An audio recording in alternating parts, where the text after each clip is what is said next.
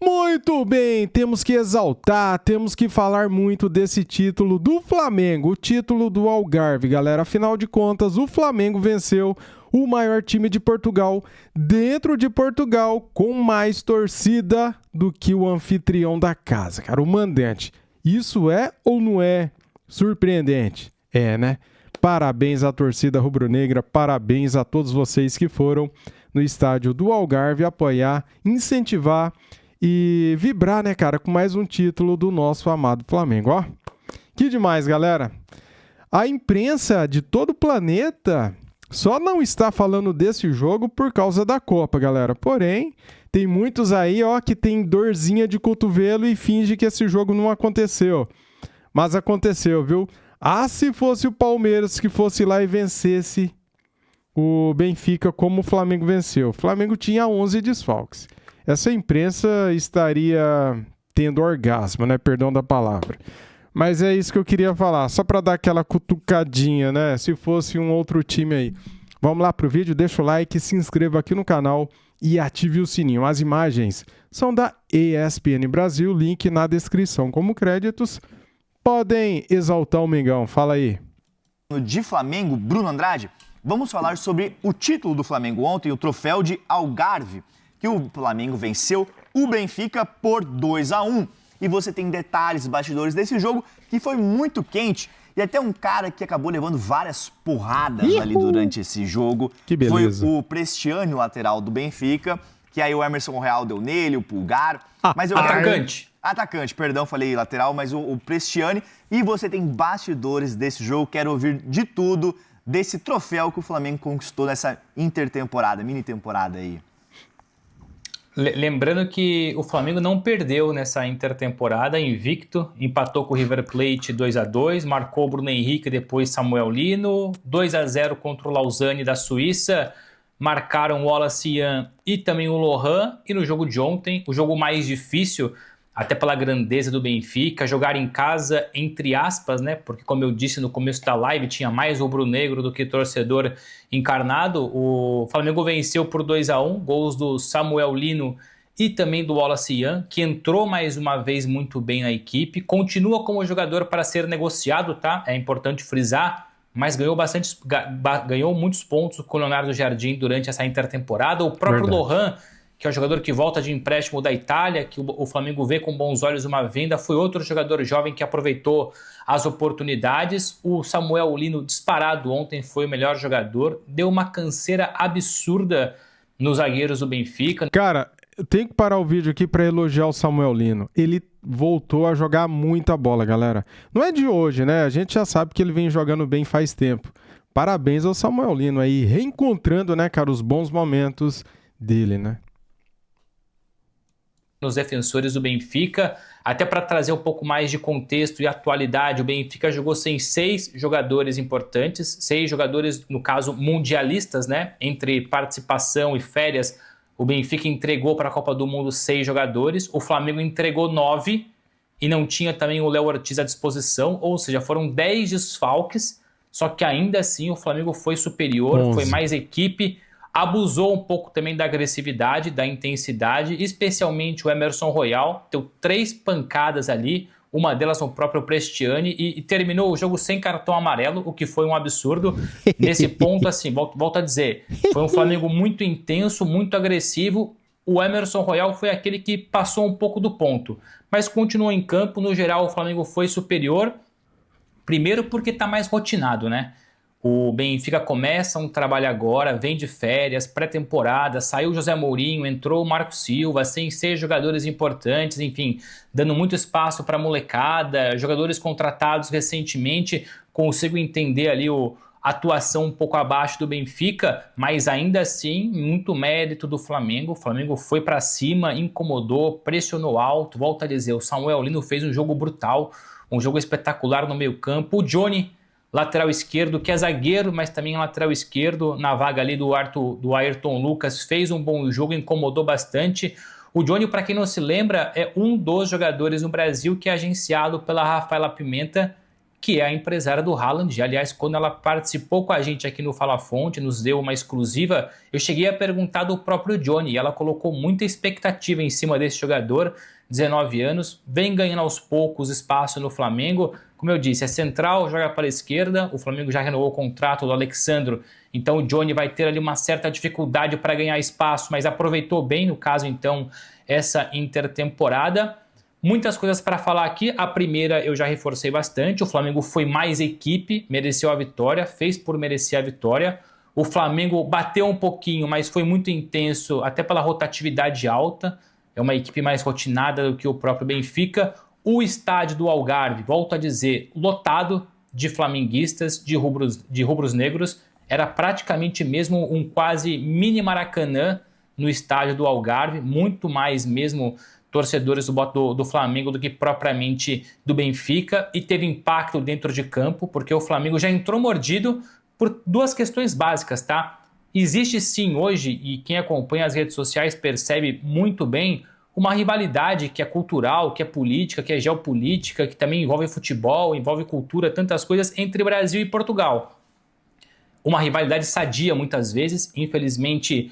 Tem português que estica um pouco mais, tem brasileiro que estica um pouco mais, passa para agressividade, passa para violência verbal. Acontece dos dois lados, tá? Frequentemente a gente vê brasileiro xingando português, português xingando brasileiro, e isso depois vai crescendo, e não tem a menor dúvida de que também teve impacto na partida. Primeiro pela arquibancada cheia, os brasileiros querendo ser superiores aos portugueses, e dentro de campo a mesma coisa. Começa por aí, essa rivalidade que hoje ela foi catapultada pelas redes sociais. Repito, ora é saudável, ora não é saudável, e os dois lados têm culpa. É português que estica muito, é brasileiro que estica muito, não conseguem viver ali em sociedade muitas vezes. É piadinha desnecessária, é xenofobia de um lado, xenofobia do outro. Então, muita gente tem culpa nesse cartório, tá? Isso daí é desagradável, né, galera? Esse tipo de coisa, esse comportamento de algumas pessoas, a gente tem que reprovar, né? Lamentável isso aí, né? E brasileiros. Isso foi visto também dentro de campo pela entrega do Flamengo, que, repito, foi mais time. Naturalmente, teve a perseguição em relação ao Prestiani. Claro que teve, não custa lembrar, o Prestiani foi o alvo principal da acusação de racismo feita pelo Vinícius Júnior na última temporada, jogo entre Real Madrid e Benfica. O Vinícius Júnior acusou o Prestiani, Gianluca Prestiani, de racismo, de ter sido racista, um ato racista. A UEFA considerou que ele foi homofóbico, então ele foi punido por homofobia. Eu não vou comprar aqui qual a versão que é a correta, qual é a verdadeira, qual não é, mas é claramente esse é o contexto. O Vinícius Júnior o acusou de racismo. A UEFA, na sua investigação, o puniu com homofobia, que para a UEFA tem a mesma pena, tá? É a mesma punição.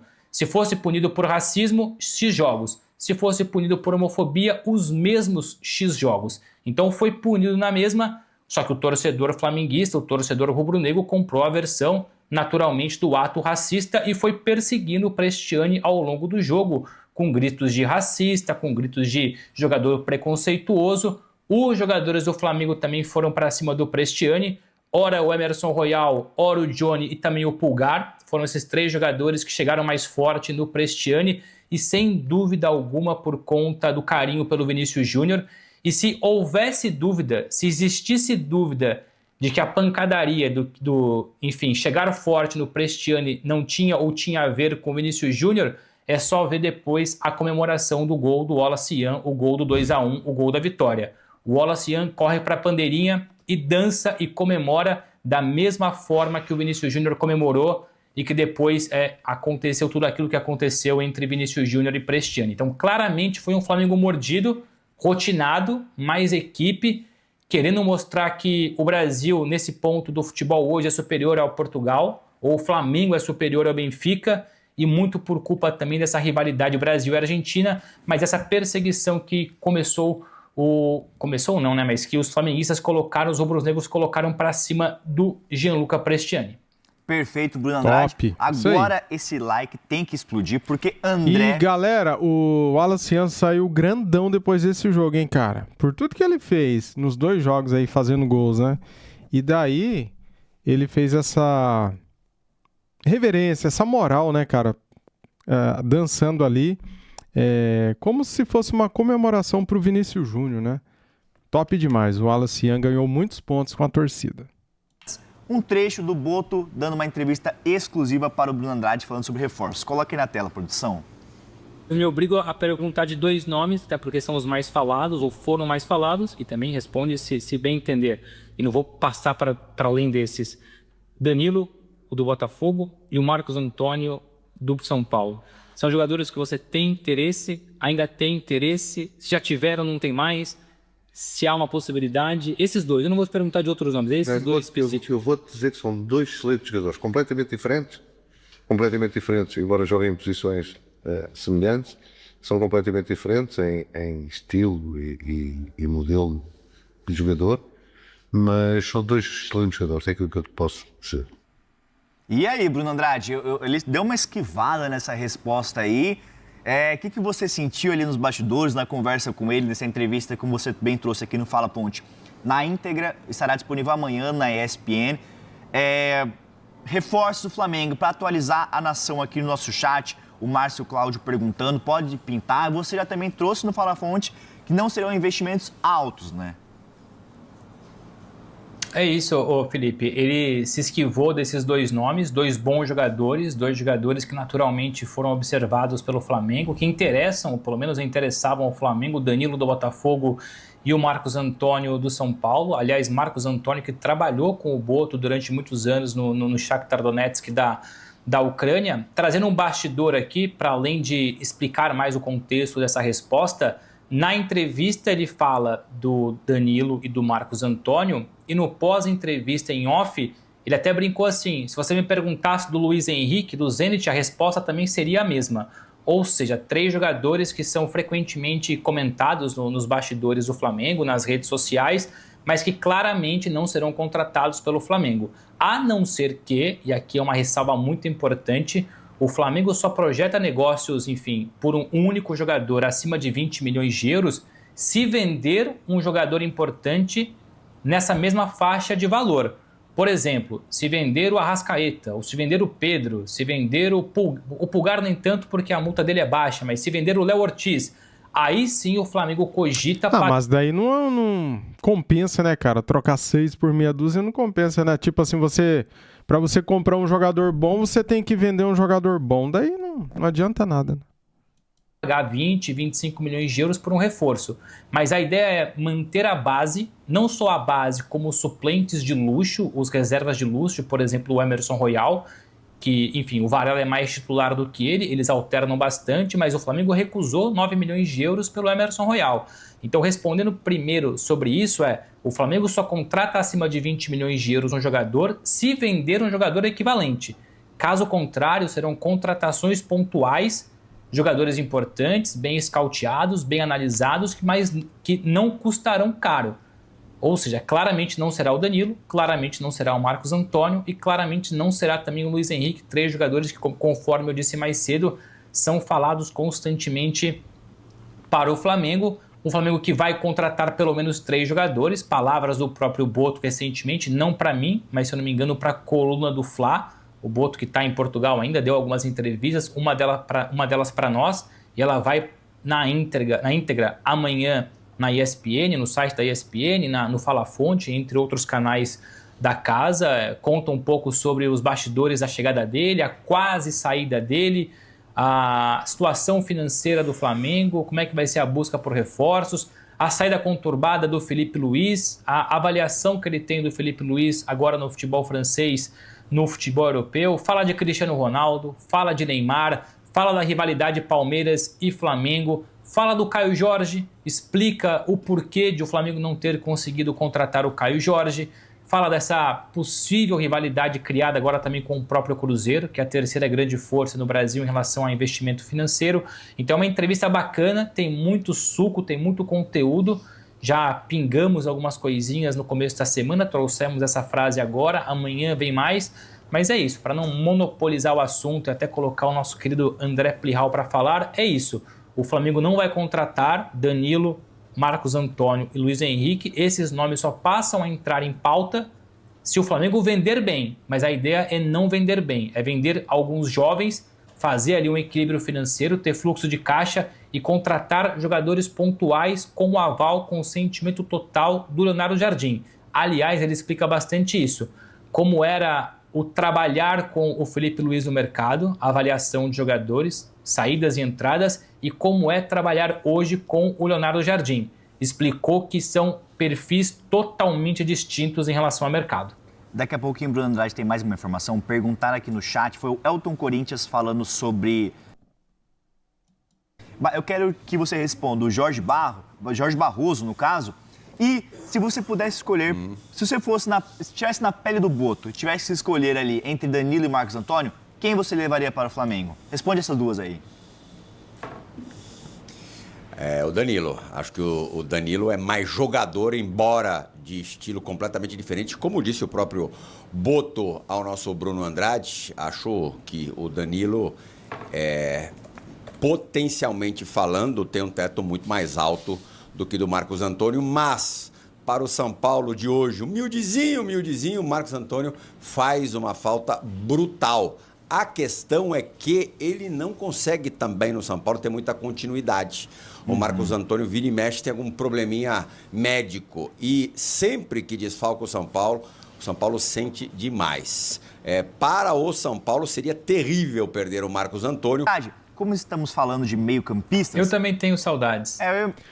Bem bacana o vídeo, né, galera? Bem completão, né? Eu trouxe aqui a avaliação do jogo do Flamengo contra o Benfica e também o mercado da bola, esse trechinho aí com o José Boto, tá? Vai ter amanhã, então, a entrevista completa dele. E se tiver algo interessante, eu trago aqui no canal para vocês alguns cortes dessa entrevista exclusiva para o Bruno, tá bom? Galera, ó, seguinte, hein? Próximos compromissos do Flamengo, próximos jogos, dia 17 às 20 horas, Flamengo e Olímpia. No Mané Garrincha, a Flamengo TV vai transmitir esse jogo com imagens. É o primeiro jogo, né, segundo o João Guilherme falou, primeiro jogo que essa nova geração da Flamengo TV vai transmitir com imagens para todo o planeta. É isso aí, galera. Top, né, cara? Top, né? Será que alguns jogadores que estavam na Copa vão jogar esse jogo? É só sexta-feira, né? Então, até lá dá tempo dos caras, de repente, se recuperarem. Depois, pessoal, recomeça o Campeonato Brasileiro no dia 22, às 21h30. Chapecoense e Flamengo na Arena Condá. Rodada 19ª, beleza? Daí depois, no dia 26, às 18h30, Flamengo e São Paulo no Maracanã. E para fechar o mês, né, Internacional e Flamengo no Beira-Rio, dia 29/7, às 19h30, lá no Beira-Rio esse jogo aí, tá? Então o Flamengo tem, neste mês ainda, 4 jogos, beleza? Então, é isso. Que maravilha, né? Está acabando a Copa do Mundo. Infelizmente, a seleção brasileira foi eliminada e nos deixou na mão, né, cara? A gente fica aí assistindo esses jogos que restam, né, da Copa do Mundo, com aquele gostinho amargo, né? Poxa, a seleção brasileira poderia estar aí ainda. Porém, caiu muito cedo nas oitavas de final para a Noruega, né? E daí, o que é que acontece? Quando tem esse tipo de jogo assim, isolado, amistoso, a imprensa, ela não repercute muito, né? Então a gente fica tentando encontrar alguns conteúdos para vocês, né, sobre a imprensa, falando aí dos jogos, porém, muitos não dão moral, né, galera? Só falando de Copa do Mundo, né? E a gente traz aqui para vocês o que a gente encontra, valeu? Então, espero que vocês entendam, deixa o like aí para ajudar, se inscreva no canal e ative o sininho. Tamo juntos! Isso aqui é Flamengo. Saudações rubro-negras e um excelente domingo para você.